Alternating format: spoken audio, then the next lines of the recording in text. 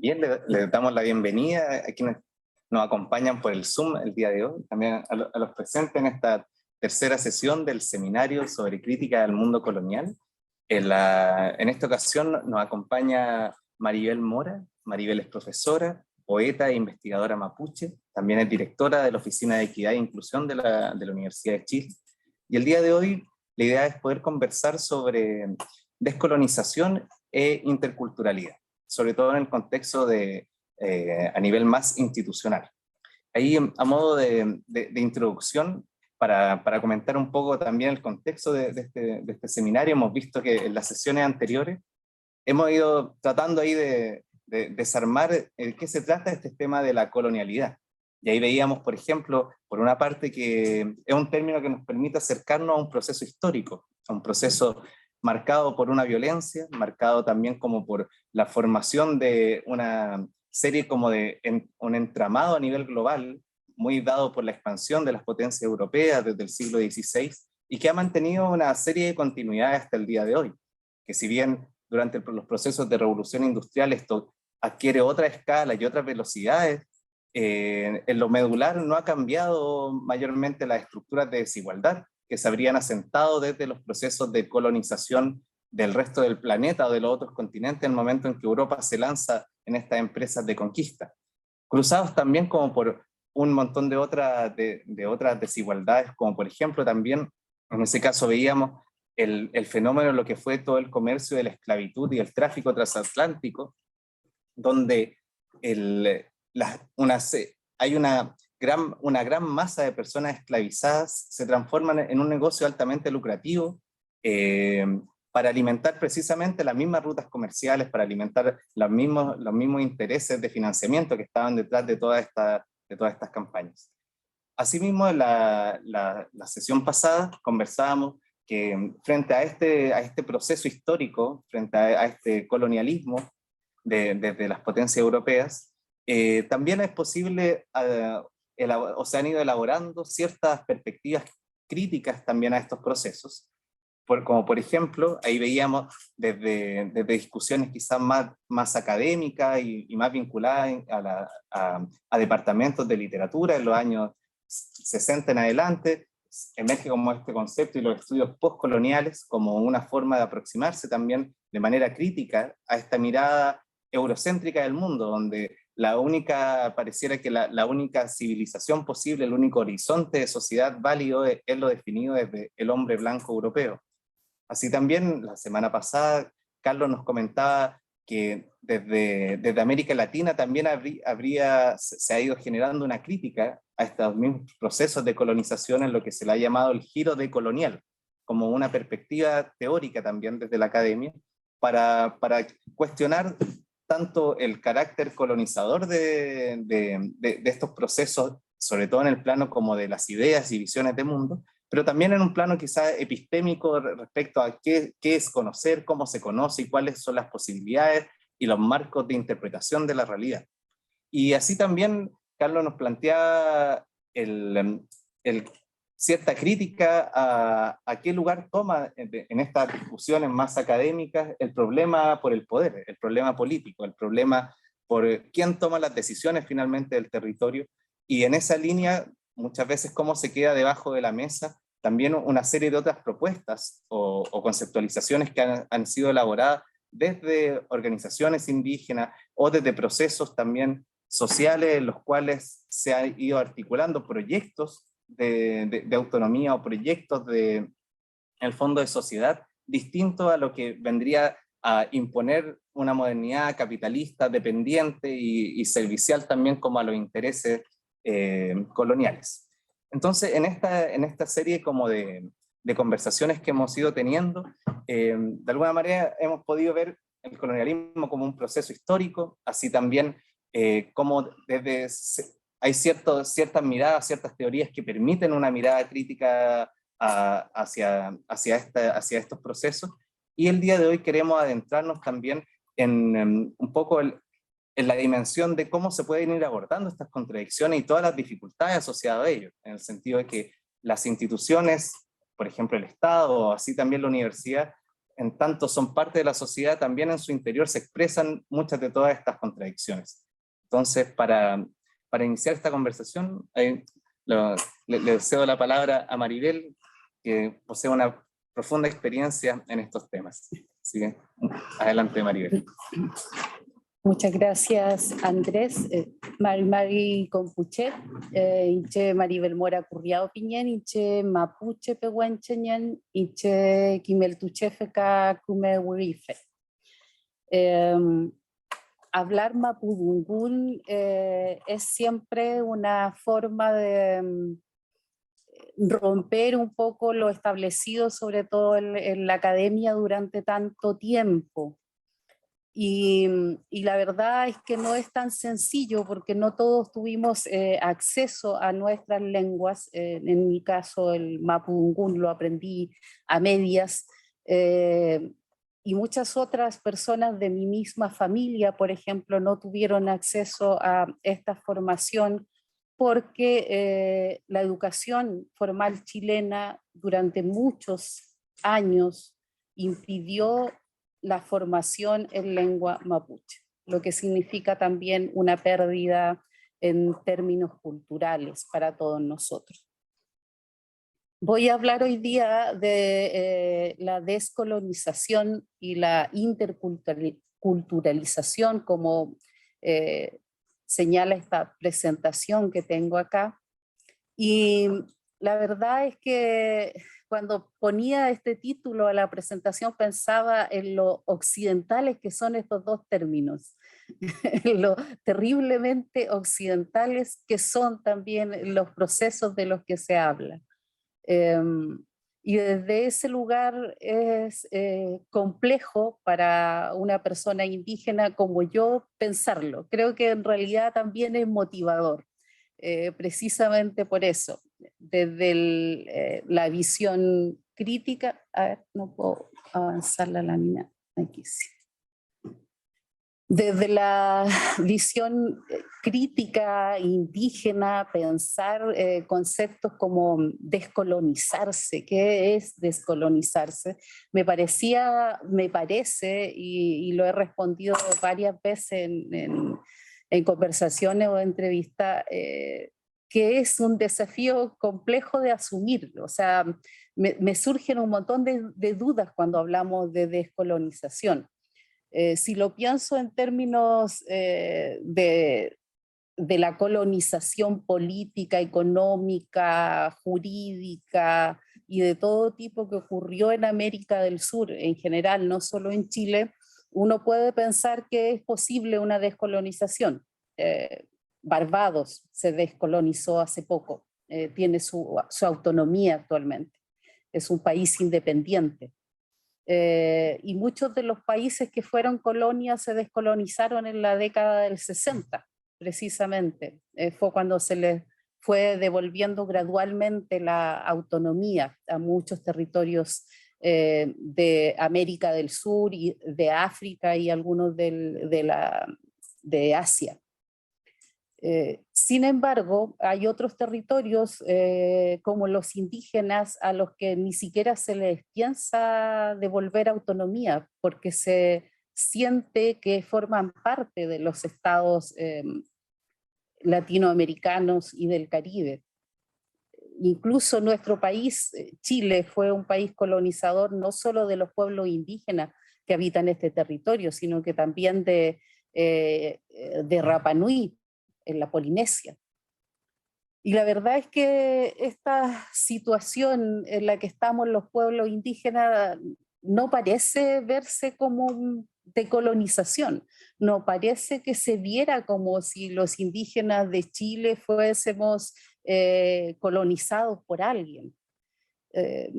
Y la verdad es que en términos prácticos estamos sometidos a un Estado occidental que es el Estado chileno, y que podemos entenderlo como ajeno, como podemos sentirnos parte de él, que es la situación actual de muchos indígenas.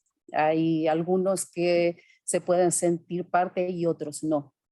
Esa es una cuestión compleja y esa es una cuestión de la que muchos no quisieran hablar o no quisieran ver actualmente. El punto es, para nosotros como sujetos indígenas, como decía, que surgen muchas preguntas. ¿Queremos de verdad descolonizarnos? ¿En qué ámbitos queremos descolonizarnos? Y la otra pregunta más de fondo es, ¿podemos descolonizarnos? ¿En qué ámbitos podríamos descolonizarnos? Yo no tengo respuestas para esto, todo lo contrario, para mí estas son preguntas permanentes. Alguna vez he dicho que en realidad no creo que podemos descolonizarnos, creo que es muy difícil porque es como desprenderse de una parte que ya es parte de uno, si lo pienso en términos epistemológicos, por ejemplo. ¿Cómo me descolonizo epistemológicamente? Si ya fui colonizada, fui formada, estudié en la educación formal chilena, fui a la educación secundaria, fui a la universidad, estuve en el posgrado y todo fue desde las normas de la educación formal chilena que sigue las normas occidentales en general, de la educación moderna, del progreso y el desarrollo, ¿cierto? Entonces me parece, como digo, que eh, son preguntas difíciles, eh, pero que es muy interesante adentrarse en ellas. Y también lo pienso sobre todo porque quienes han hablado de descolonización, y aquí me voy a echar a mucha gente de la academia encima, son académicos occidentales. O sea, quienes hablan de descolonización y de algún modo las vacas sagradas de la descolonización en, en estos tiempos es de Sousa Santos, a quien yo la verdad es que me parece que tiene excelentes libros, excelentes textos, pero es un académico occidental, es de Portugal, y desde ahí habla, digamos, de la descolonización del pensamiento latinoamericano. Entonces, creo que es difícil también para que, como ustedes se darán cuenta, estoy hablando como alguien de la Academia Occidental Moderna, porque como dije, esa es también mi formación. Entonces me quedo con mis dudas y sigo avanzando para contarles que nosotros vivimos en un contexto multicultural. La multiculturalidad no es ni un proceso, como dicen algunos, es un contexto real, esa es nuestra realidad. Vivimos no solo en un continente multicultural, vivimos en un mundo multicultural. Y a veces es tan complejo que veamos eso. El mundo, nuestro planeta está lleno de culturas distintas, eso somos. Nuestro continente también, eso somos, nuestro país también. Y, y sin embargo nos educan en una formación monocultural, donde es una cultura la que prima, ¿cierto? Nos hablaron durante mucho tiempo del universalismo, pero ese universalismo no consideraba nada de Asia, de África, ni de América Latina. En realidad era un universalismo de Europa, era de lo único que nos hablaba. La historia universal era la historia europea, la literatura universal era la literatura europea. Eso fue lo que nos enseñaron, en eso nos formaron. Entonces lo que teníamos más bien, más que un universalismo, era un eurocentrismo. Y además de un eurocentrismo, un monolingüismo, porque aunque en Chile hubo migración de muchos pueblos distintos de Europa, tampoco hubo un desarrollo sustantivo de la enseñanza en otras lenguas europeas. La educación chilena es más bien monolingüe, salvo casos excepcionales donde habían colegios, un colegio inglés, un colegio alemán, pero en Chile hubo colonias de muchos más países que se repartieron por el territorio, se instalaron y que tuvieron que dejar sus lenguas. Porque una de las cosas que se les exigía a los migrantes cuando llegaron a Chile era que se chilenizaran.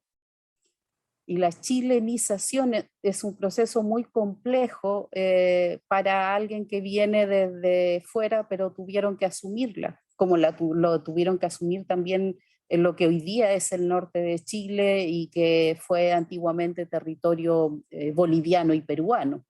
Y ahí fue más brutal. La chilenización también significó exterminio. Bueno, esa es otra cosa de la que no hablamos, del exterminio que implica el colonialismo. El colonialismo en general es brutal, es violento, y se trata no solo de exterminio cultural, sino que físico, muchas veces de genocidio, como dicen en Argentina con tanta claridad para hablar de la situación que vivieron los pueblos indígenas en ese lado, que no es muy distinta de la que se vivió en este lado, en Chile. Cuando digo de este lado, del otro lado, me refiero a la cordillera de los Andes que está en el medio.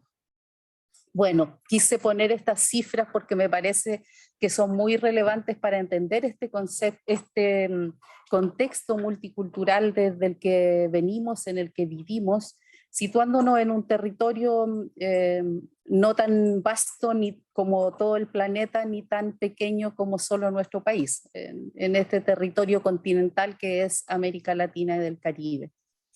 Que como bien dice nuestro presidente, somos parte de esto, esta es parte de nuestra realidad.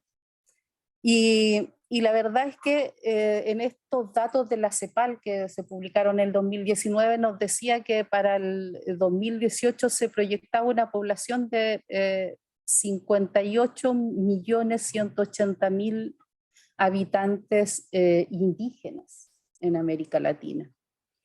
Es una enorme cantidad, si lo piensan. Es como varias veces nuestro país.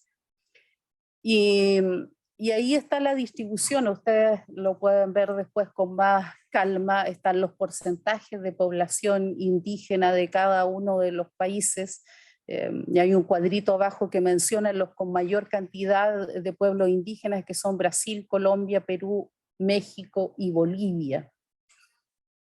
Pero estos no son todos los datos, porque además está lo que nos mencionaba Andrés hace un rato también, que tiene que ver con la población afrodescendiente. O sea, no solo somos culturas distintas porque están los pueblos indígenas y los occidentales europeos, sino que también porque hay afrodescendientes que también tuvieron que dejar sus lenguas, partes de sus culturas, y lograron conservar a retazos, digamos, parte de esto para hoy día poder seguirse diciendo a sí mismos afrodescendientes. En toda esa historia terrible que fue la esclavitud, sobre todo en la parte norte de este país, en la isla de Pascua, donde fueron llevados también en Rapa Nui y en la zona de Concepción, que son como las tres grandes zonas donde hubo población afrodescendiente, donde hay registro, digamos, de lo que ocurrió con esa población en distintos momentos de la historia de este país. Pero en América Latina, como ustedes ven, la población, el país que tiene una mayor cantidad de población afrodescendiente, porque se ve las zonas como más oscuras en verde, en la coloración del mapa, es en Brasil. Luego los demás países tienen distintas cantidades y porcentajes de población afrodescendiente. Y los datos de Chile que están cuestionados desde el año 2017, que no pudimos tener un censo como corresponde, desde el año 2012, el 2017 hubo que hacer un censo abreviado, donde nos dice que la población ha crecido, la población indígena. Lo mismo nos dice la CACEN, que es esta imagen que yo les muestro aquí, es de la CACEN 2017, donde se hace un gráfico que nos muestra desde el 2006 al 2017 cómo ha crecido la población que se identifica como indígena. Y esto hay que tenerlo claro. No es que la población indígena haya crecido, a lo mejor igual creció, pero lo que acá se se muestra en la adscripción indígena, los que se reconocen a sí mismos como sujetos indígenas, y ese reconocimiento creció desde un 6,6% a un 9,5% de la población en esta encuesta. Esperamos que cuando corresponda el próximo censo podamos tener un censo completo para poder tener datos también sobre población afrodescendiente, porque hasta el momento no lo tenemos. El único dato que existe es de una encuesta, la ENCAFRO, se llamó la encuesta de afrodescendientes, que se hizo en la zona norte de Chile. Pero no tenemos una encuesta de afrodescendientes para el país. Acá están los datos de cómo se distribuye esa población indígena total, y aparece que el pueblo mapuche, no solo por su bandera y su presencia en las marchas, ¿cierto? O porque se les reconoce como conflictivo, sino porque efectivamente es el pueblo más grande, es el que más vemos en distintos, no solo números y datos, sino que también en estudios que tienen que ver con la situación específica de este grupo humano que sigue siendo golpeado por un Estado colonizador. Respecto a los pueblos de otras latitudes, en Chile, como decía, también tenemos afrodescendientes, aunque no tengamos los datos específicos.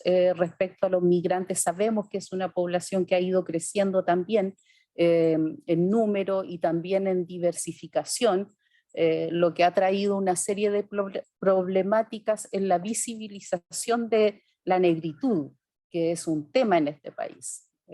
Todos recordamos que nos enseñaron en la escuela, ¿cierto? Por lo menos a mí me lo enseñaron así de claro, que los negros esclavos habían muerto en Chile de frío.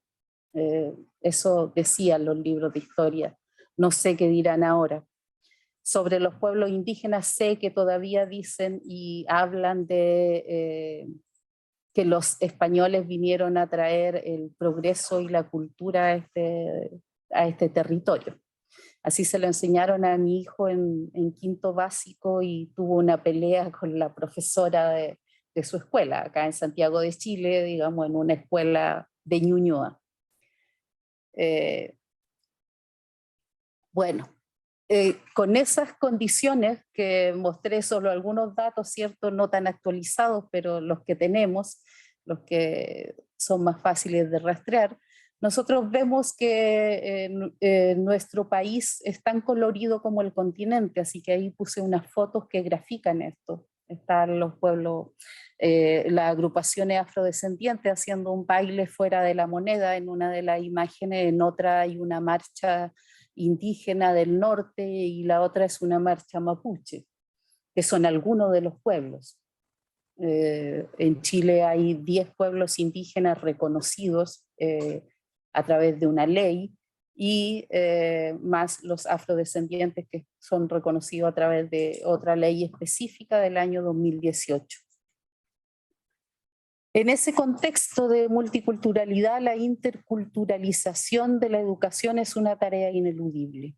¿Por qué es una tarea ineludible? Porque es un derecho. Es un derecho de todos los pueblos, educarse en sus lenguas y culturas.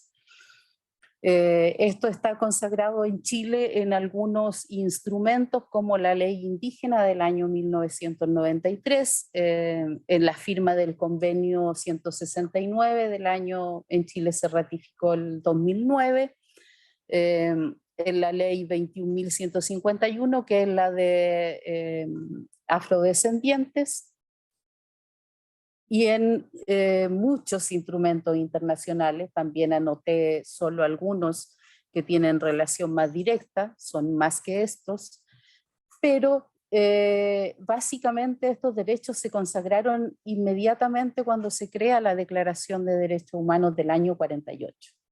O sea, estamos hablando de mucho tiempo atrás, más de 70 años que tenemos este acuerdo internacional de todos los países que forman parte de Naciones Unidas, que son alrededor de 190 países o más, y Y la verdad es que han tenido que crearse una serie de otras declaraciones, de otros instrumentos jurídicos, de otros acuerdos, tratados, para ir bajando de alguna manera o haciendo entender al mundo que estos pueblos, estas culturas distintas, estas lenguas distintas,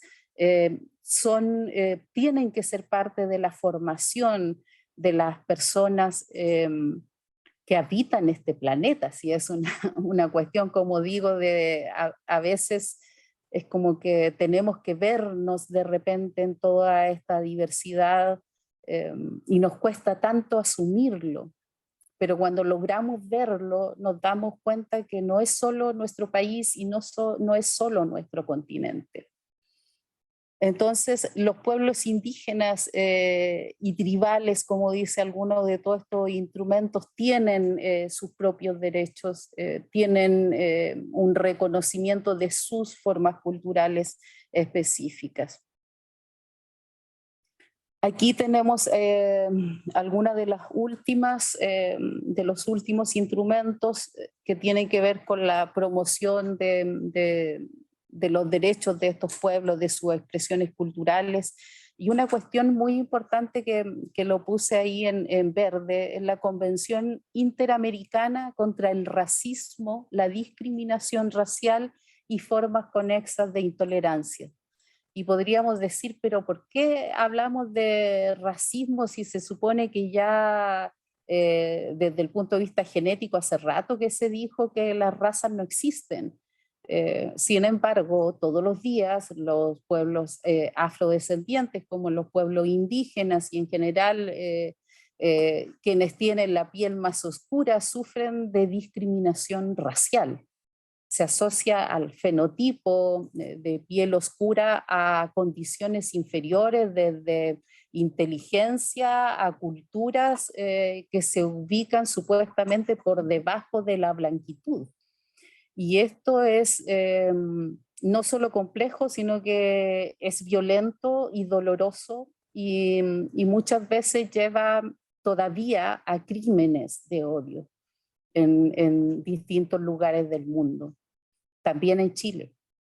Si no, basta con recordar, como siempre nos dice María Emilia Tillú, el caso de Joan Florvil, muerta en una cárcel del Estado chileno hace un par de años, a la que se le acusó de abandonar a su hijo y luego apareció muerta en extrañas circunstancias en la cárcel.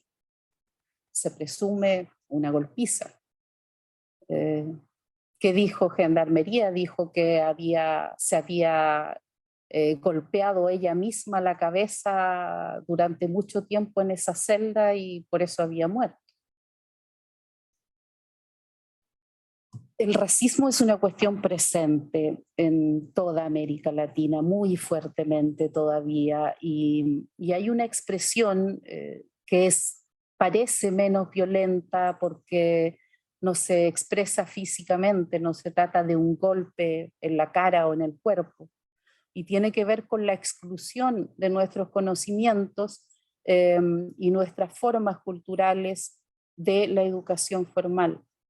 Y esto que ha tratado de subsanarse durante las últimas décadas a través de la educación intercultural bilingüe, en la educación básica fundamentalmente, la verdad es que ha sido muy difícil de realizar porque primero es una educación que está pensada para personas indígenas. O sea, a los indígenas les vamos a enseñar algo de su lengua y algo de su cultura. Y hablamos de educación intercultural bilingüe. Pero resulta que la interculturalidad, los pueblos indígenas han tenido que vivirla durante mucho tiempo. Quienes necesitan interculturalizarse desde ese punto de vista son los que han vivido en una sola cultura. Y la verdad es que tampoco se logra mucho si la educación para indígenas, le voy a llamar a esa educación que le llamaron educación intercultural bilingüe, si esa educación se hace solo en la formación básica. Primero, porque ¿quién prepara a los docentes que van a hacer o van a acompañar la educación intercultural bilingüe? Se supone que deberían prepararse en las universidades de este país. Pero no hay universidades en este país, salvo 3, me parece, recuerdo la Católica de Temuco, con más certeza, algo en la Universidad de los Lagos y algo también intermitente en la Universidad Arturo Prat. ¿De dónde salen los otros docentes que van a acompañar estos procesos de educación intercultural bilingüe? ¿Dónde se da esa formación? Esas son preguntas que el Estado chileno no se ha hecho antes de implementar estas modalidades bien intencionadas de educación para indígenas. Pero si el Estado no lo ha hecho, tenemos como universidades estatales quizás que nosotros relevar estos temas.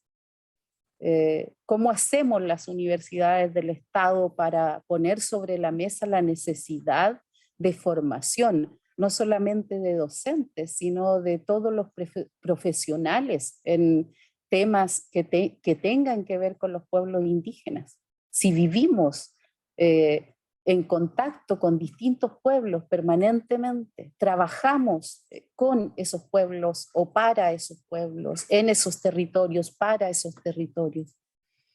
Bueno, tenemos, como vimos aquí al pasar, instrumentos nacionales e internacionales que avalan, o más bien que nos empujan, algunos nos obligan a hacer este cambio en nuestra forma de enseñanza. Sin embargo, nos cuesta, nos parece que fuera un tremendo ejercicio el que nos están exigiendo cuando se habla de interculturalizar, por ejemplo, la educación superior.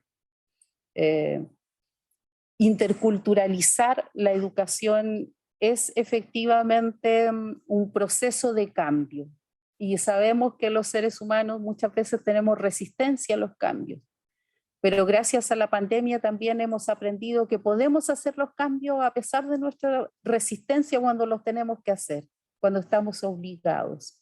Entonces no hay un impedimento real para hacerlo. No hay algo que nos impida poder generar mejores prácticas educativas para convivir en ambientes diversos, para trabajar en ambientes diversos. Y la verdad es que una de las cuestiones primeras que hay que trabajar, y que lo hacemos también en todas las temáticas de inclusión respecto a todos los grupos, es trabajar por la eliminación de la discriminación, y en el caso específico de pueblos indígenas y afrodescendientes, por la eliminación del racismo. La UNESCO desde el año 2019 tiene una iniciativa que se llama Iniciativa por la erradicación del racismo en educación superior, porque una de las comprensiones que ya existe a nivel internacional es que es la educación superior quien está llamada a generar los grandes cambios, porque es de la educación superior donde salen los tomadores de decisiones a decidir el futuro de nuestras sociedades. En la ingeniería, en la matemática, en las ciencias sociales, en la medicina, en el derecho, en todos los ámbitos de incidencia, y sobre todo, por cierto, también en la educación. ¿Cómo se van a formar esos profesionales en todas estas temáticas de aquí en adelante? ¿Cómo vamos a hacer para que los egresados de la Universidad de Chile, por ejemplo, en este caso particular, van a salir al mundo, van a salir a este país a trabajar sin conocer o sin haber tenido la posibilidad de acceder a cursos de lengua e historia indígena como se exigía ya en el año 1925? En un congreso de maestros que siempre recuerdo porque me llamó mucho la atención. En América Latina, en 1925, se hizo un congreso internacional de profesores que se realizó en Buenos Aires, donde participaron también representantes de Chile. De hecho, había un profesor mapuche de apellido Huichalaf participando de ese congreso, está en la lista de los participantes, hay documentos sobre eso, donde se señala uno de los acuerdos de ese congreso de maestros fue que en todas las universidades hubiese una cátedra de historia de los pueblos indígenas y de lenguas de los pueblos indígenas. El año 1993 en Chile, en la ley que se aprobó, la 19.253, se dice casi exactamente lo mismo que se planteaba en ese congreso de 1925. Y sin embargo, estamos en el año 2022 y todavía las universidades chilenas no tienen esas cátedras que hablen de historias y lenguas indígenas. Entonces, tenemos que empujarlo. Sí, tenemos, me dicen acá, en la Universidad de Chile existe varias iniciativas. Está la Cátedra Indígena, de hecho, está el programa de pueblo originario desde donde estamos haciendo esta transmisión. Y hay otras iniciativas también en Campus Sur y tenemos una política de pueblos indígenas. Efectivamente, en ese sentido, esta es una universidad que ha avanzado rápidamente durante los últimos años en estas temáticas, pero todavía es una excepción dentro de lo que son las universidades chilenas. Y esperamos que con los cambios que se han prometido en este gobierno actual, esto avance también un poco más rápido para todos. Nos pueden decir que los pueblos indígenas estamos exigiendo mucho, pero la verdad es que cuando uno ve la historia y piensa que después de tanto tiempo, después de tantos siglos, pedir que esto se realice dentro de los 4 años de este gobierno no es apresurarse. Estamos llegando tarde muchas décadas, un par de siglos también.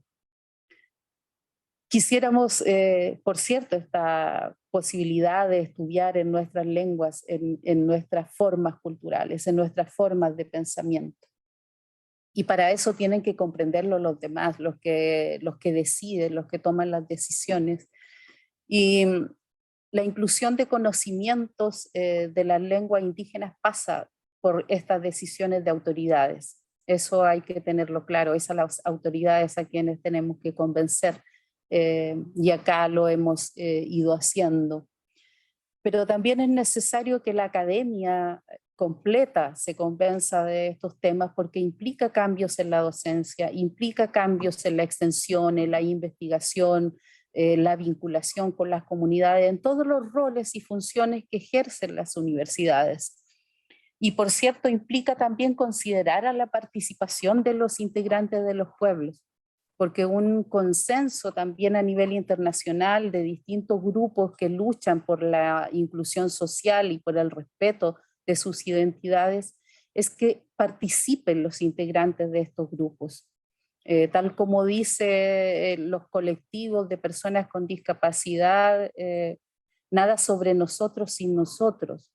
Creo que es una frase que representa muy bien las demandas de todos los grupos excluidos. Y a propósito de eso, yo agregué un par de láminas para un poco más esperanzadoras, pero también críticas, que tienen que ver con un trabajo que se ha realizado desde los pueblos indígenas a propósito de la descolonización, la interculturalización y los procesos de producción de conocimientos propios. Quizás no volvamos nunca a tener el pensamiento que tenían nuestros abuelos o tatarabuelos en el siglo XIX, pero sí podemos recuperar lo que esos abuelos o tatarabuelos pensaban.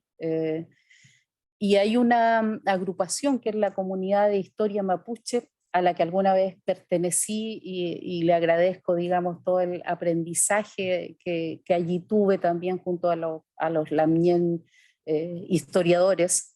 Si bien yo no vengo del ámbito de la historia, toda mi investigación tiene que ver con historia, yo más bien soy del ámbito de la literatura, pero la historia es mi pasión en realidad también.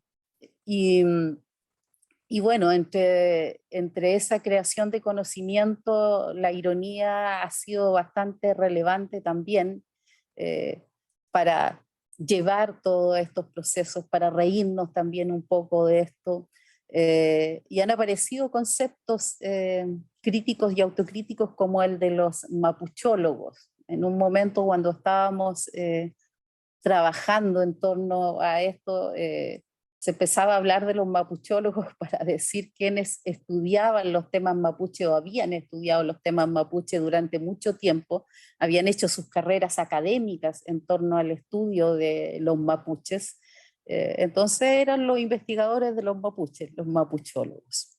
Y otro concepto autocrítico era el de mapuchómetro, que tenía que ver con esta actitud de nosotros mismos como mapuche de andarle diciendo a otro cuán mapuche era o no, porque te pones o no te pones las joyas, porque hablas o no hablas la lengua, eh, porque tu piel eso no es de tal color, etcétera, y ahí apareció este concepto de mapuchómetro, andas con el mapuchómetro, este instrumento para medir qué tan mapuche eres.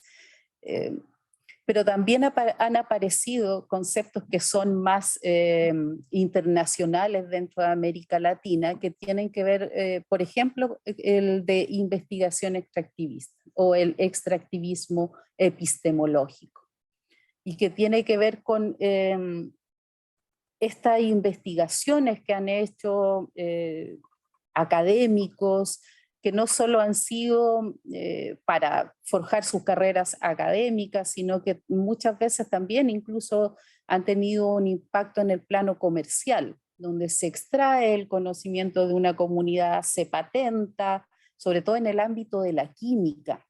Se patenta y luego se produce, por ejemplo, un medicamento con esos conocimientos que eran tradicionales indígenas, y luego hasta los mismos pueblos indígenas tienen que comprar ese medicamento que antes era producido, digamos, desde sus conocimientos. Y lo mismo pasa en distintos ámbitos. Entonces, este concepto de investigación extractivista o extractivismo epistemológico que surge de los temas indígenas ha tenido un avance dentro de la misma academia, porque ahora se utiliza en distintos ámbitos. Los mismos académicos se cuidan de no hacer extractivismo de conocimiento, no solo cuando van a investigar cuestiones indígenas, sino que de los mismos territorios, por temas ambientales, por ejemplo, que también se hace mucha investigación con distintas poblaciones. ¿Cuánto de eso, digamos, que un académico realiza con una comunidad, aunque no sea indígena, como digo, es devuelto a esa comunidad? ¿Qué recibe esa comunidad a cambio de esta investigación que hace, no sé, un administrador público, un antropólogo, un médico, etcétera, digamos, de cualquiera de las disciplinas?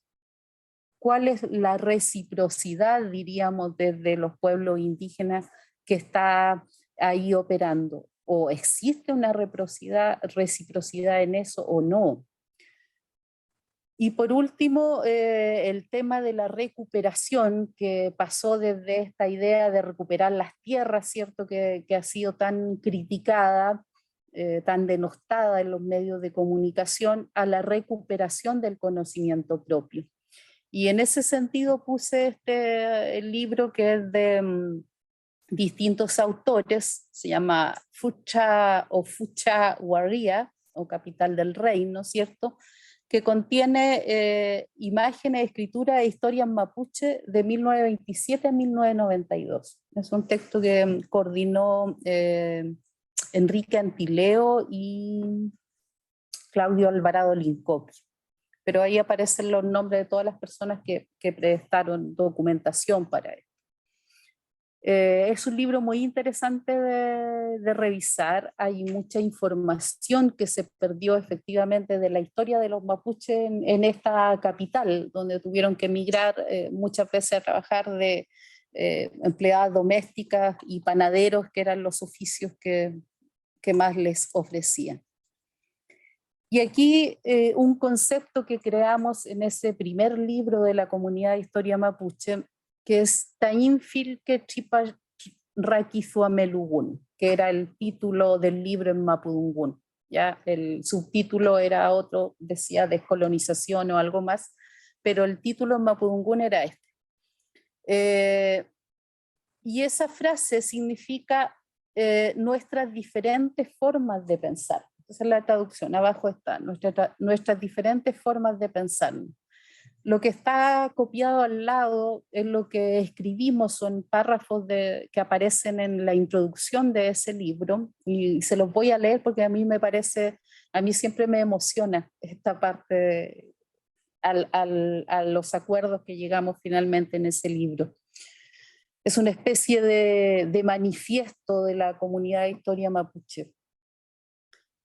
Este pensarnos como colectivo, el ejercitar la capacidad de mirarnos desde y en nuestra propia diversidad, teniendo en cuenta nuestro devenir histórico y la interacción constante con múltiples actores y dinámicas, es lo que queremos relevar aquí.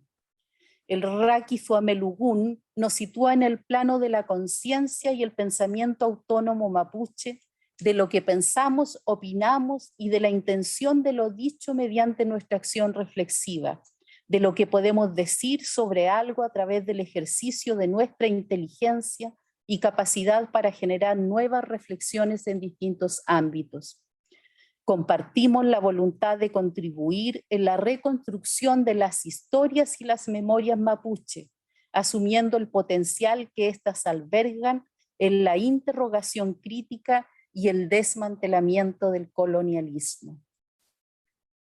La actividad intelectual mapuche busca expresar el buen conocimiento, Kumekimun, de nuestro pueblo, un buen conocimiento que se nutre tanto de las vivencias y pensamientos que cultivan Puquimche, Huenchu, Puquimche Zomo, hombres y mujeres reconocidos por su sabiduría, como también de las producciones de quienes reflexionamos sobre nuestras experiencias y modos de sentir, vivir nuestro mapucheñén, nuestro ser mapuche, a pesar de lo complejo o lo problemático que se torne ante el racismo y el colonialismo. Este texto fue publicado el año 2012, tiene ya 10 años desde su publicación y reunía varios artículos académicos sobre distintas temáticas. Pero como digo, creo que esta introducción como una especie de manifiesto de lo que en ese momento quería hacer esta comunidad de historia mapuche, que reunía a académicos o docentes mapuches que trabajaban o estudiaban en distintas universidades en ese momento, fue un acto descolonizador en muchos sentidos, porque se trataba de que nosotros mismos íbamos a escribir nuestra historia. Y fue un acto intercultural también en muchos otros sentidos, porque estábamos contando en una lengua que no es la nuestra, a veces a medias, con el mapudungún mezclado, como el texto que ustedes escucharon, procesos que eran propios del pueblo mapuche. Por eso traje este texto a colación, porque me parece que refleja muy bien estos dos conceptos. El de descolonización, cuando tratamos de generar nuestro propio conocimiento, y el de interculturalización, cuando lo hacemos desde estas dos comprensiones culturales distintas. Esto ya lo había mostrado, ¿cierto? Creo que ahí hay un error, sí. Aquí está la otra lámina donde cierra, ahí está en la portada del libro, ese cuadro que aparece en la portada, no se ve tan bien ahí, es un dibujo que hizo, una ilustración que hizo Eduardo Rapimán, que es un pintor mapuche de la 9ª región. Acá aparecen, no se notan bien, están todos los nombres de los participantes. Voy a cerrar la parte que queda aquí.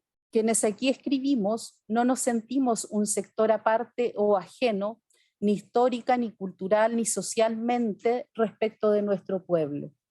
Somos producto de los quiebres, dominaciones, represión, desgarros y también de las resistencias, adaptaciones, negociaciones que hemos vivido o por las que hemos optado en las circunstancias de dominación colonial en las que estamos insertos. Reconocemos, por cierto, las obvias influencias del colonialismo huinca y las contradicciones que esto genera y nos genera al explicar los lugares desde los que nos posicionamos en la historia reciente. No obstante, reafirmamos nuestro rol social, histórico y cultural relacionado intrínsecamente con esas luchas por permanecer, por seguir siendo mapuche. Y yo creo que ahí estamos con el tiempo, ¿cierto? Estas son fotografías las que quedan aquí al final, la CRES 2018, pongo esta fotografía siempre porque me gusta la imagen colorida de las banderas, pero también la imagen colorida nuestra, de los investigadores en temas indígenas de la red ESIAL, siempre vinculada a UNESCO. Y somos investigadores, como se ve ahí, de distintos pueblos, de distintas culturas latinoamericanas. Amulepe Incusado, sigamos trabajando. Eso es. Chaltumay.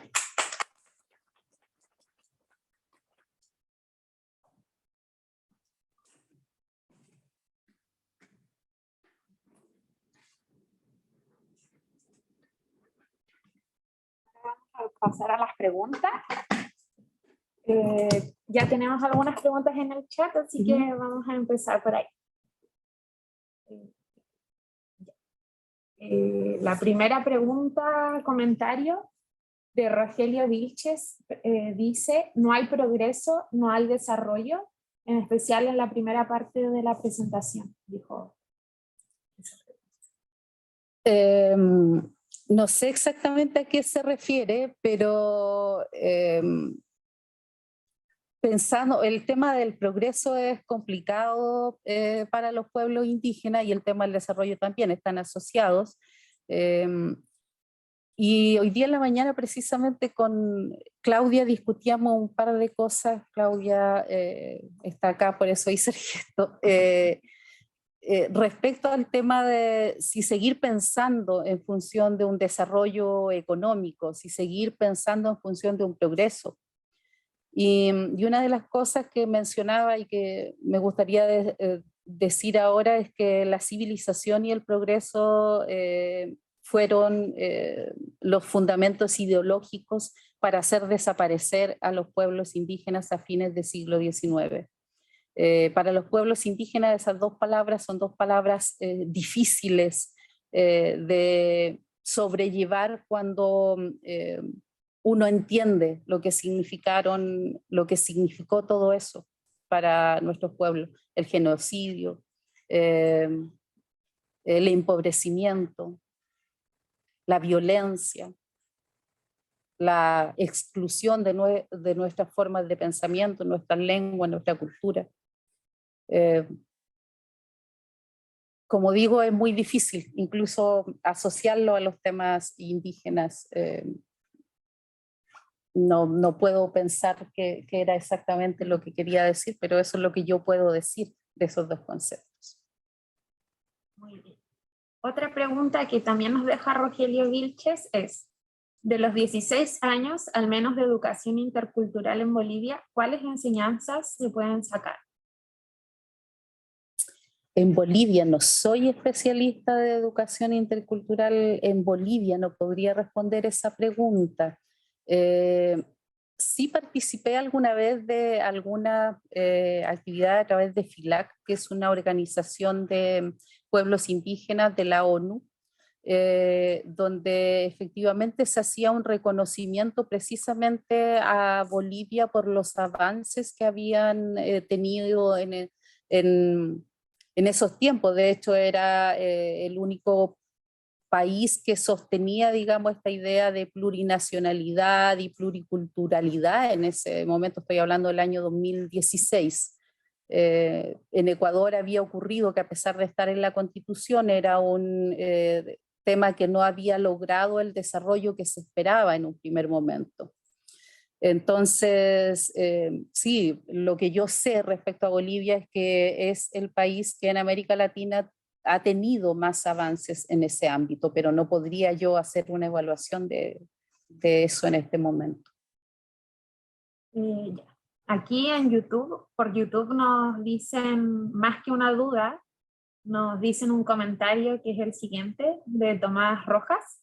Un honor escucharla, quiero leerle porque como personas tiene mucho conocimiento. Oh, gracias. Y ahora vamos a darle la palabra al que tiene la mano levantada. Álvaro. Álvaro.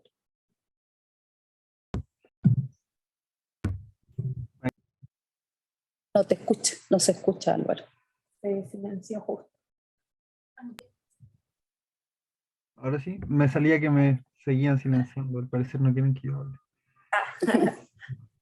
Mai Kimel fue alto mai tami Kimel ugun na comedo mucho pai.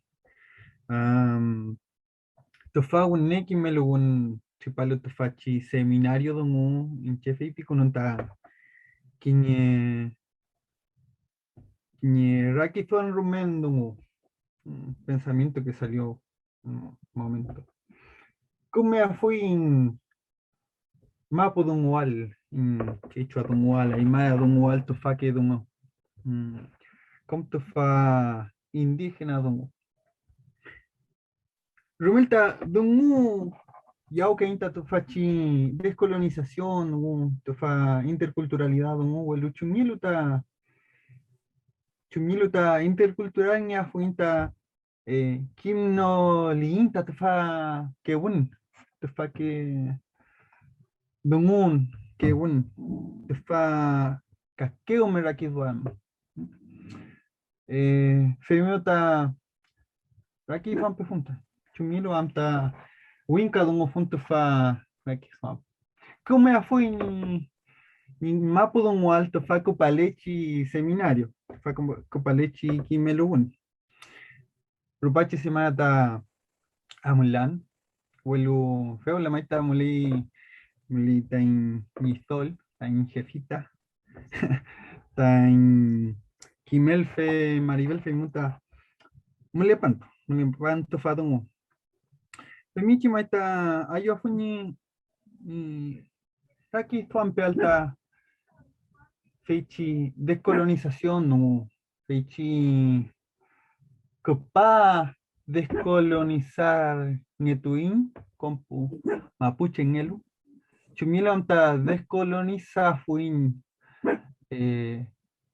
comta inki melugunielu ka sistema ka educación formal kakeo me dungel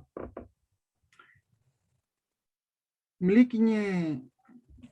kiñe frase kiñe wintu con no imagino ineni feipi fiel tofa huelu feipi que ita no se desarma la casa del amo con las herramientas del amo huelu dungun que un feita ka herramienta ka costado peyum winka dungulin ta re winka dungulin truputa descolonizada ya fui chetañera que fan perfil tupa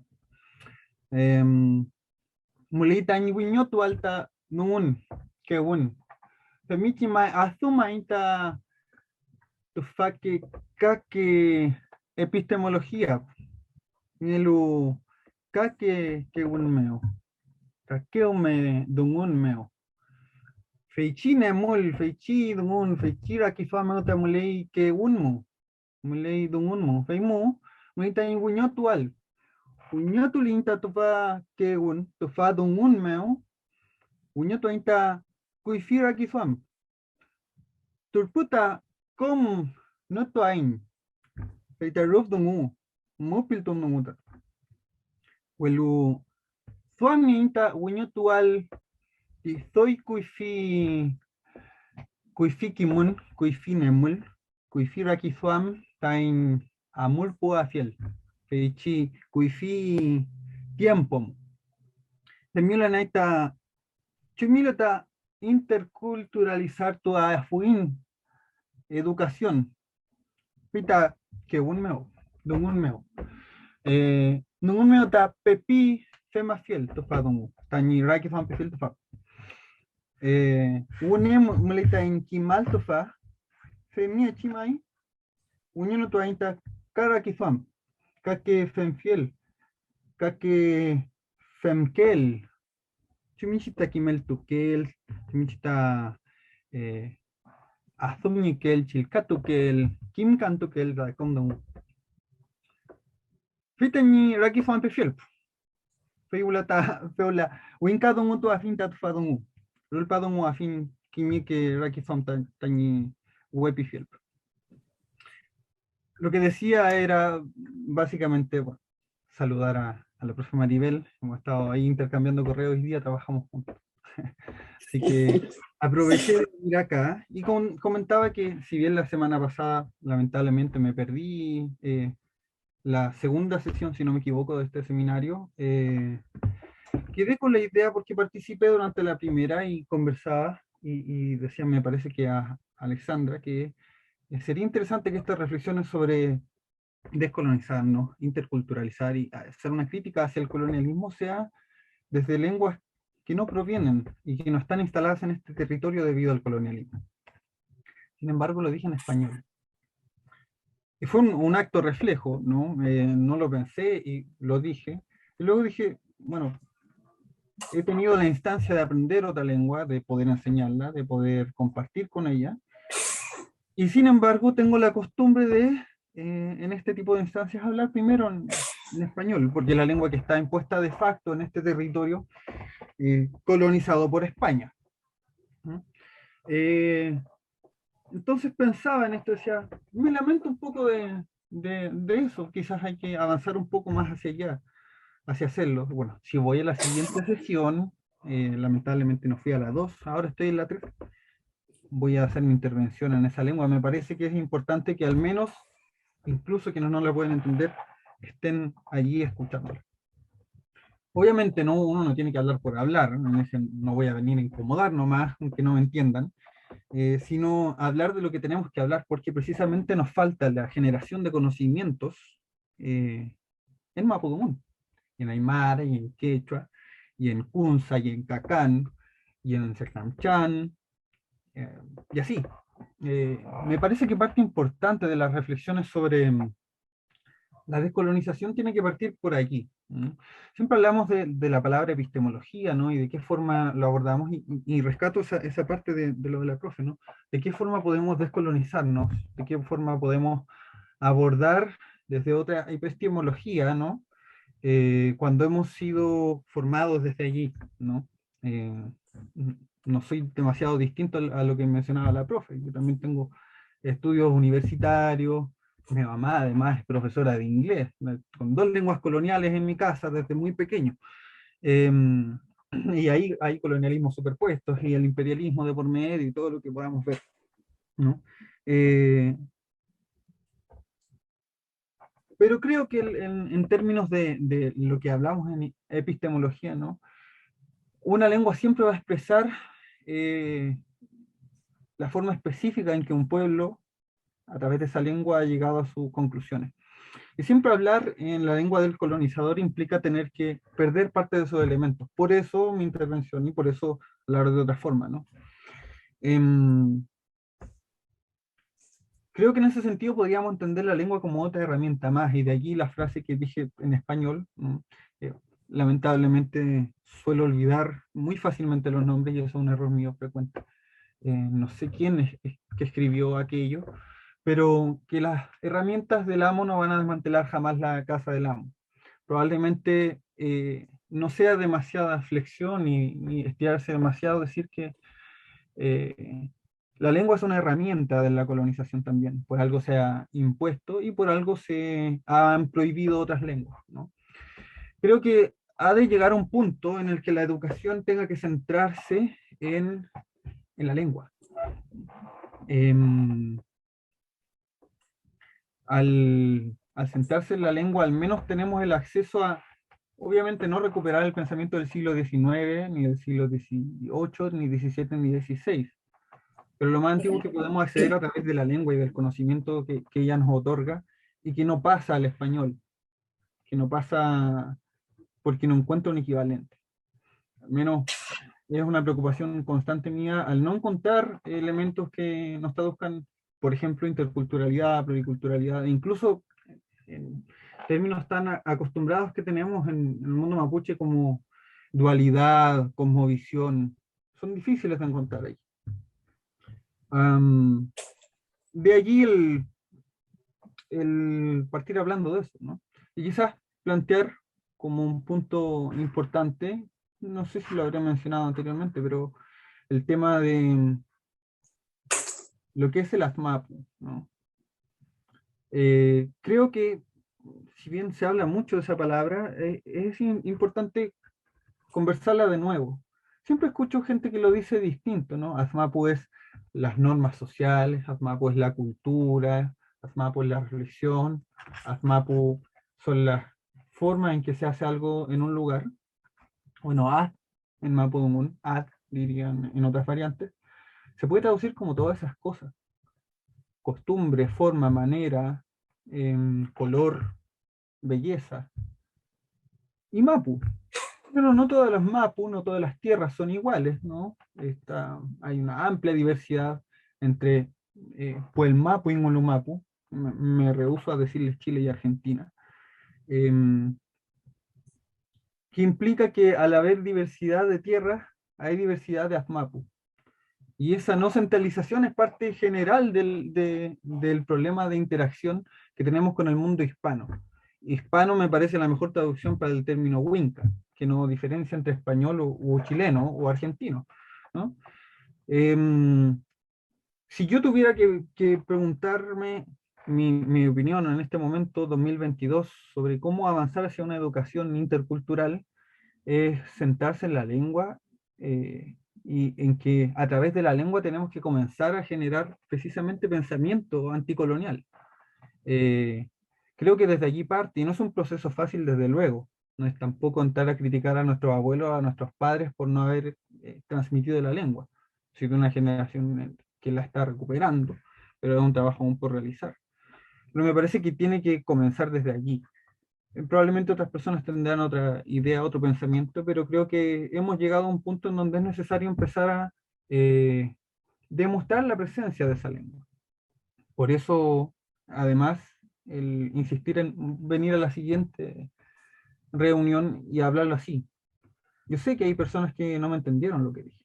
Yo sé que hay personas que quizás no me van a entender.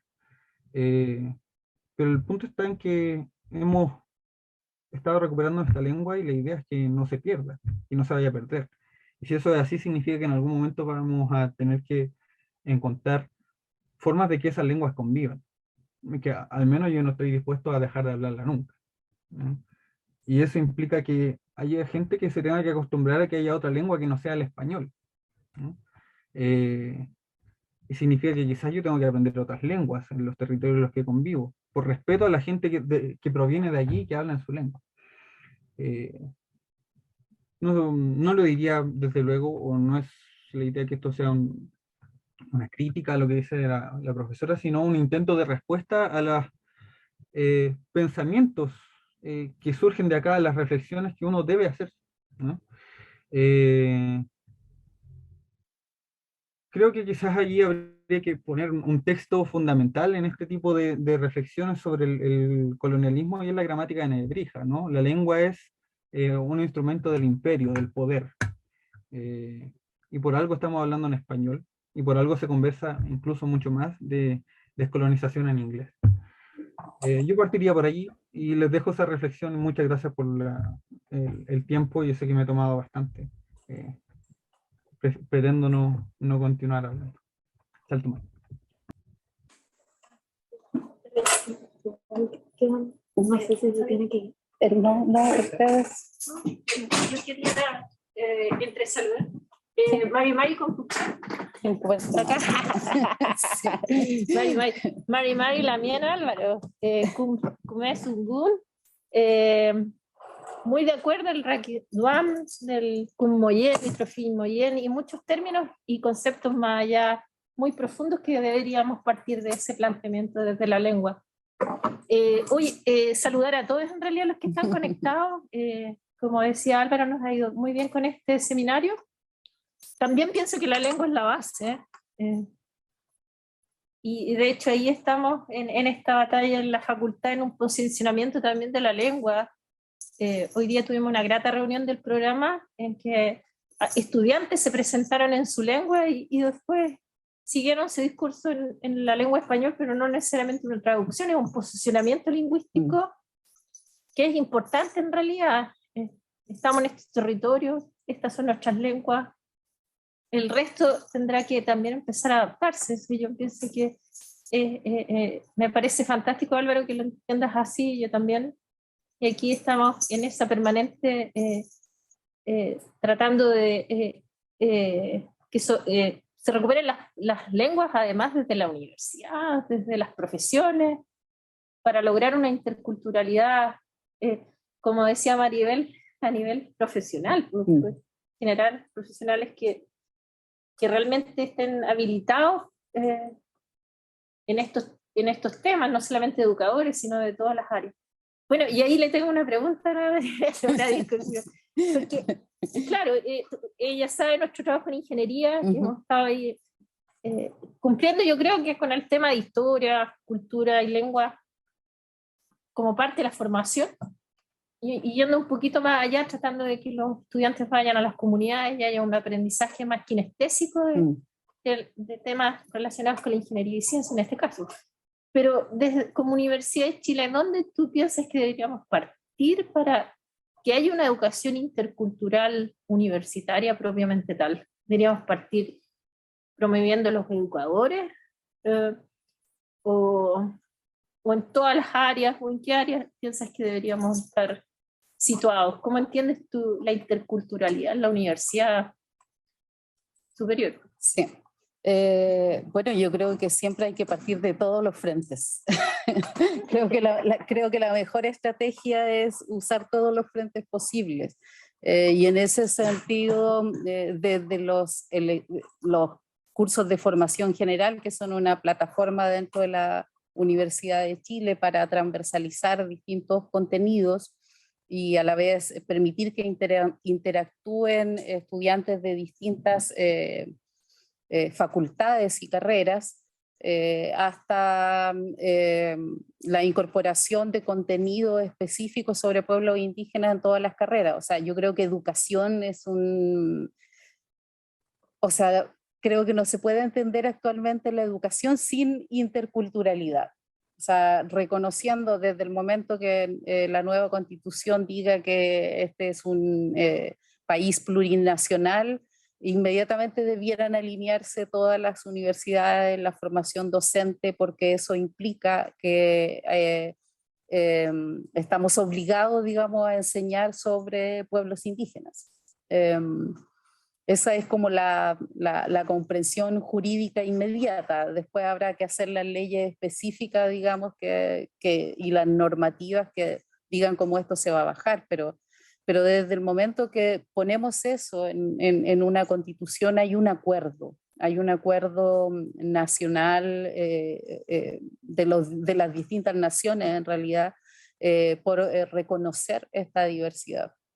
Y las universidades somos parte. Si hay una cuestión que durante mucho tiempo ocurrió y seguramente dictadura de por medio, se instaló esta idea de que la universidad es algo alejado de la sociedad, por mucho que digamos que hacemos cosas para la sociedad. Pero no han sido instituciones que trabajen con las comunidades hasta ahora.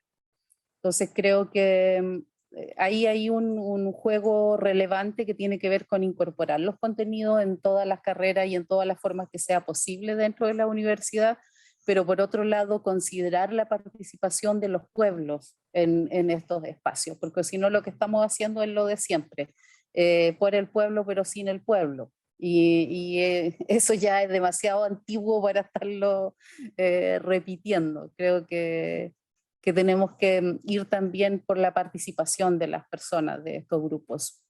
Y en ese sentido, sí, yo siempre reconozco el trabajo del equipo del programa de acá de la Facultad de Ingeniería de la Universidad de Chile, porque han avanzado muy rápido en un programa integral que me parece que es como debiera ser en todas las facultades, donde se aborda la temática no solo desde el ingreso y apoyo a estudiantes, sino que además la incorporación de contenidos y el trabajo incluso en las prácticas profesionales relacionadas con estos temas. O sea, creo que en ese sentido hay una integralidad que no se da en otros espacios. Nos queda la última pregunta entonces, viene de Tomás Rojas por YouTube también. Profesora, ¿qué piensa acerca de que dentro de la educación intercultural sigamos, sin querer, dando mucho protagonismo al mundo mapuche y no tanto a otros pueblos como diaguitas, aymaras, etcétera? Bueno, creo que esa es una deuda tremenda. No puedo decir nada yo todavía con mucha propiedad respecto a otros pueblos. Puedo estudiar sobre ello y decirlo, pero soy mapuche, entonces me siento más autorizada para hablar desde este lugar. Pero sí coincido en que es absolutamente necesario incorporar a las demás lenguas, no solo como dice el decreto que autoriza la incorporación de lengua indígena en educación básica, que dice que es donde haya más de un 20%. Yo creo que donde hubiese estudiantes indígenas, los que sean, el número que sea, debiera tener derecho a acceso a su lengua y su cultura en las distintas instancias educacionales. Así está consagrado en la Declaración de Derechos Humanos. Sí, como digo, es extraño que todavía no logremos asumirlo después de 70 y tantos años. Eso yo voy a retomar para cerrar lo que decía Álvaro. Siempre discutimos, efectivamente trabajamos en la Oficina de Equidad e Inclusión los dos, entonces voy a contradecirlo con en el tema de que no se puede utilizar las herramientas del amo, no me acuerdo cómo era la frase, pero voy a hacerlo desde un ejemplo mapuche y que tiene que ver con que las joyas que usamos los mapuches las adaptamos de la platería europea. La lengua que, como dijo una vez un pintor, y las cintas que nos ponemos en la cabeza se las compramos a los árabes, bueno, ahora a los chinos. Pero además de eso,